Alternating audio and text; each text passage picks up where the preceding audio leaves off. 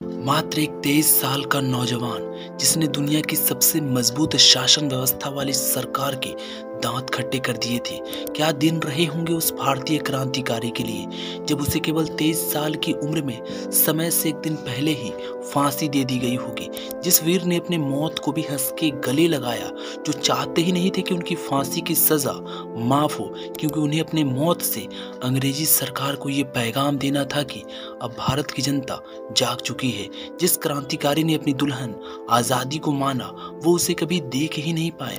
हम बात करने जा रहे हैं भारत के वीर सपूत शहीद आजम भगत सिंह की। भगत सिंह का जन्म 28 सितंबर 1907 को पश्चिमी पंजाब के गांव बंगा में हुआ था, जो कि अब पाकिस्तान में पड़ता है।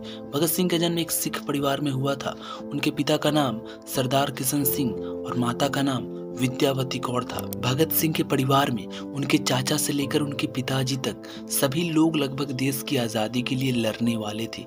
कहा जाता है कि भगत सिंह बचपन से ही अंग्रेजों से नफरत करने लगे थे। एक बार की बात है, जब भगत सिंह के पिता अपने खेतों में फसल की बुआई कर रहे थे, तब छोटे से भगत सिंह अपने पिता से सवाल किए कि पिताजी आप ये क्या कर रहे हैं। तो उनके पिता भगत सिंह को समझाते हैं कि वो फसल लगा रहे हैं ताकि ढेर सारा अनाज उपजाया जा सके। ठीक अपने पिता किसी बात को दोहराते हुए भगत सिंह पूछते हैं कि हम बंदूक की खेती क्यों नहीं करते जिससे बहुत सारा बंदूक उगाया जा सके। इस सवाल को सुन भगत सिंह के पिता दंग रह गए और इसका उनसे जवाब नहीं दिया गया। इतनी छोटी सी उम्र में अंग्रेजों के खिलाफ इस तरह की सोच, ये तो साफ इशारा था कि आगे जाकर भगत सिंह भी एक बहुत महान क्रांतिकारी बनने वाला है। जब भगत सिंह थोड़े बड़े हुए और उनको स्कूल भेजा गया, तो भगत सिंह सरकार द्वारा दी गई पुस्तकें जला दी, क्योंकि उन्हें लगा कि यह अंग्रेजी सरकार की तरफ से उन्हें दिया गया है। भगत सिंह ने जब से होश संभाला था, तभी से उनके कानों में आज़ादी की आवाज़ गूंजती रहती थी। भगत सिंह पढ़ने में एक बहुत अच्छे विद्यार्थी थे।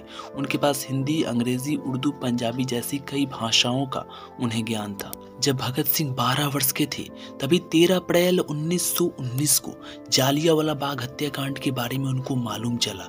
भगत सिंह अपने स्कूल से 12 मील पैदल चलकर जब वो जालियांवाला बाग पहुंचे, तो उन्हें वहां सैकड़ों लोगों की लाशें खून में सनी हुई दिखाई दी। कई सौ लोग जमीन पर घायल तड़पते हुए दिखाई दिए।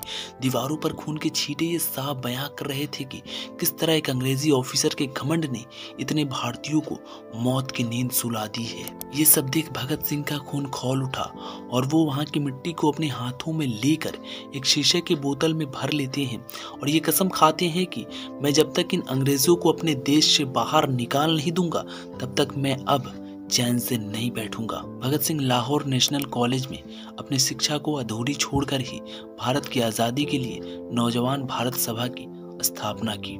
भारत की आज़ादी के लिए उन्होंने गांधी जी के कई आंदोलनों में भाग लिया, लोगों में जागरूकता फैलाने वाली कई सभाएं की, अपने हाथों से छोटे छोटे पोस्टर लिखकर जगह जगह चिपकाई, ताकि बिना किसी मार धार के लोगों में आज़ादी का जुनून जगाया जा सके। वर्ष था 1922 का, जब चौरी चौरा हत्याकांड की वजह से गांधी जी अपने असहयोग आंदोलन को वापस ले लेते हैं। इससे भगत सिंह को बहुत ज्यादा निराशा हुई और उन्होंने ये फैसला किया कि अहिंसा वाले रास्ते पर चलने से सिर्फ निराशा ही हाथ लगेगी। इसीलिए भगत सिंह इस निष्कर्ष पर पहुंचे कि अब सशस्त्र क्रांति ही स्वतंत्रता दिलाने का एकमात्र रास्ता है। उसके बाद भगत सिंह चंद्रशेखर आजाद के नेतृत्व में गठित हुई गदर दल का हिस्सा बन गए। 9 अगस्त 1925 को जब चंद्रशेखर आजाद और उनके कुछ साथियों ने काकोरी कांड को अंजाम दिया, जिसमें अंग्रेजों के सरकारी खजाने से भरी ट्रेन को लूट कर ये आज़ादी के दीवाने फरार हो चले, लेकिन अंग्रेजी सरकार ने बहुत जल्दी इसमें शामिल राम प्रसाद बिस्मिल और उनके 4 साथियों को फांसी दे दी और 16 लोगों को कारावास की सजा सुनाई। ये सब देख भगत सिंह और ज्यादा व्याकुल हो गए और उन्होंने चंद्रशेखर आजाद की पार्टी हिंदुस्तान रिपब्लिकन एसोसिएशन से जुड़े और उस पार्टी का नाम बदलकर एक नया नाम दिया, हिंदुस्तान सोशलिस्ट रिपब्लिकन एसोसिएशन। इस संगठन का उद्देश्य था कि सेवा, त्याग और पीड़ा झेल सकने वाले नौजवानों को तैयार करना। ये समय था 1928 का, जब अंग्रेजों द्वारा लाए गए साइमन कमीशन का भारत में विरोध चल रहा था। साइमन गो बैक के देश के अलग अलग हिस्सों में नारे लग रहे थे। उस समय एक ऐसी घटना होती है जो पूरे भारत के लोगों को शोक में डुबो देती है। दरअसल होता यह है कि 30 अक्टूबर 1928 को लाला लाजपत राय के नेतृत्व वाली युवा आंदोलनकारियों के ऊपर जमकर लाठियां बरसाई जाती हैं। लाला लाजपत राय की छाती पर इतनी बेरहमी से लाठियां बरसाई जाती हैं कि जिससे शब्दों में बयान नहीं किया जा सकता। जब लाला लाजपत राय को पीटा जा रहा था तो उन्होंने उस समय एक बात कही थी कि आज मेरे ऊपर बरसी हर एक लाठी की चोट अंग्रेजों की ताबूत की कील बनेगी। आखिरकार 17 नवंबर 1928 को लाठियों की चोट की वजह से लाला लाजपत राय की मृत्यु हो गई। भगत सिंह और चंद्रशेखर आजाद इसका बदला लेने के लिए उस अंग्रेजी पुलिस अधिकारी स्कॉट को मारने की एक गुप्त योजना बनाई। तारीख थी 17 दिसंबर 1928 की। समय करीब 4:15 बजे का हो रहा होगा। भगत सिंह और राजगुरु दोनों लाहौर पुलिस स्टेशन के सामने टहलने की एक्टिंग कर रहे थे। जयगोपाल अपनी साइकिल को पुलिस थाने के बाहर लेकर इस तरह खड़े हुए थे जैसे मानो उनकी साइकिल खराब हो गई हो। चंद्रशेखर आजाद इस पूरी घटना को दूर खड़े होकर देख रहे थे। तभी एक पुलिस अधिकारी एसपी सैंडर्स थाने से बाहर निकला, जिसपे राजगुरु ने ठीक उसके सिर पे एक गोली मारी, जिसके बाद भगत सिंह ने 3-4 और गोलियां उसके सीने में उतार दी है। ये वो पुलिस अधिकारी नहीं था जिसे मारने की योजना बनाई गई थी, बल्कि दूसरा अधिकारी था जिसे उस दिन मरना पड़ा। इस घटना के बाद अंग्रेजी सरकार भगत सिंह, चंद्रशेखर आजाद, राजगुरु और सुखदेव से डरने लगी थी। इन सभी में सबसे ज्यादा किसी ने अंग्रेजों को परेशान किया था तो उनका नाम था भगत सिंह। इस घटना के बाद अंग्रेजी सरकार ने भगत सिंह को पकड़ने के लिए अपनी पूरी ताकत लगा दी, फिर भी वो उन्हें पकड़ ना सकी। भगत सिंह को ये बहुत जल्दी समझ में आ गया था कि ये करने से सिर्फ अंग्रेजों को परेशान किया जा सकता है, उन्हें देश से निकाला नहीं जा सकता। इधर अंग्रेजी सरकार कई ऐसी मजदूर विरोधी कानूनें लाती जा रही थी। मजदूर विरोधी ऐसी नीतियों को ब्रिटिश संसद में पारित ना होने देना भगत सिंह और उनके दल का निर्णय था। सभी चाहते थे कि अंग्रेजों को पता चलना चाहिए कि हिंदुस्तानी जाग चुके हैं और उनके हृदय में ऐसी नीतियों के प्रति आक्रोश है। ऐसा करने के लिए उन्होंने दिल्ली के केंद्रीय असेंबली में बम फेंकने की योजना बनाई। भगत सिंह चाहते थे कि इसमें कोई खून खराबा ना हो और अंग्रेजों तक उनकी आवाज भी पहुंचे। हालांकि शुरुआत में उनके दल में सभी लोग ऐसा नहीं सोचते थे, पर अंत में सर्वसम्मति से इसके लिए भगत सिंह तथा बट्टू केशवर दत्त का नाम चुना गया। 8 अप्रैल 1929 को दिल्ली के सेंट्रल असेंबली में भगत सिंह और बट्टू केशवर दत्त ने बम फेंका। बम फटने के बाद उन्होंने इनकलाब जिंदाबाद, साम्राज्यवाद मुर्दाबाद के नारे लगाने शुरू कर दिए। असेंबली में चारों तरफ धुआं धुआं हो गया। कुछ मिनटों तक किसी को कुछ समझ ही नहीं आ रहा था कि आखिर ये हो क्या रहा है। अगर भगत सिंह चाहते तो वो वहां से आराम से भाग सकते थे, लेकिन भागना उनके प्लान का हिस्सा नहीं था, बल्कि खुद को अंग्रेजों के हवाले करना था। जिस भगत सिंह को अंग्रेजी सरकार पकड़ने के लिए हर कोशिश कर चुकी थी, वो अब सामने गिरफ्तारी देने के लिए खड़े थे। भगत सिंह को गिरफ्तार कर अंग्रेजों को लगा कि मछली जाल में फंस चुकी है, लेकिन उन्हें शायद ये मालूम नहीं था कि भगत सिंह नाम का शेर खुद अपनी मर्जी से उनके जाल में फंसने आया है। अब जब भी भगत सिंह को कोर्ट में पेश किया जाता था तो वो उस कोर्ट के प्रेस कॉन्फ्रेंस की मदद लेकर अपनी बातों को, अपने विचारों को लोगों तक पहुंचाते थे। इस तरह वो पूरे भारत के लोगों को अपने विचारों से प्रभावित करने लगे थे। भगत सिंह जेल में अपने साथियों को अच्छा भोजन ना मिलने पर कुल 116 दिनों तक भूख हड़ताल किए थे।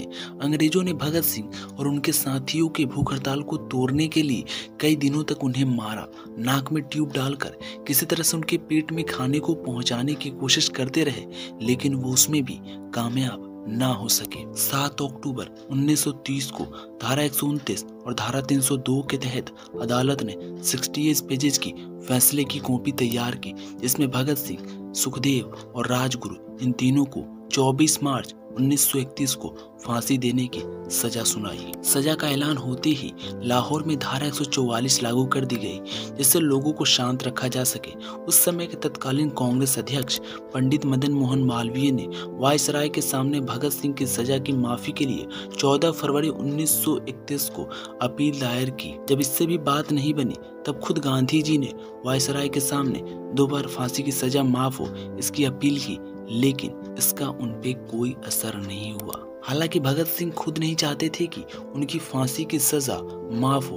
उनका जेल जाने का उद्देश्य ही था कि वो जनता को आजादी का संदेश देकर जाएं, लोगों में अंग्रेजों के प्रति आक्रोश भरकर जाए। जब जगह जगह लोगों के द्वारा भगत सिंह की फांसी की सजा माफ हो, इसकी मांग उठने लगी, तब अंग्रेजी सरकार को कुछ समझ नहीं आ रहा था कि वो करे तो करे क्या। यही कारण था कि भगत सिंह को समय से एक दिन पहले ही फांसी के लिए तैयार होने के लिए कहा गया।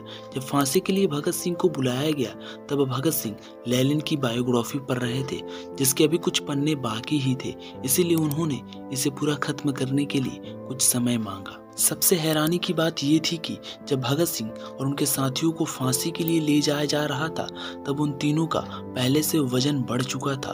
वो तीनों रास्ते में अपनी आज़ादी का गीत गाते जा रहे थे, जैसे मानो आज उनकी शादी हो। 23 मार्च 1931 को शाम में करीब 7:33 पर भगत सिंह तथा उनके दो साथियों सुखदेव व राजगुरु को फांसी दे दी गई। किसी को कुछ खबर लगती उससे पहले ही अंग्रेजों ने जेल के पिछली दीवार को तोड़कर इनके लाशों को टुकड़े टुकड़े करके बोरियों में भरकर फिरोजपुर की ओर वो ले गए और घी के बदले मिट्टी के तेल से ही इनके लाशों को जलाने शुरू कर दिए, ताकि जल्दी जल्दी सब कुछ निपटाया जा सके। जब उस गांव के लोगों की नजर आग की ओर गई तो उनको शक हुआ कि आखिर वहां क्या हो रहा है, इसलिए गांव वाले शोर करने लगे। लोगों के डर से अंग्रेजों ने उनके अधजले शरीर को सतलुज नदी में फेंक कर भाग गए। जब ये खबर देश के लोगों को लगी, तब लोगों में अंग्रेजों के खिलाफ भयंकर आक्रोश था।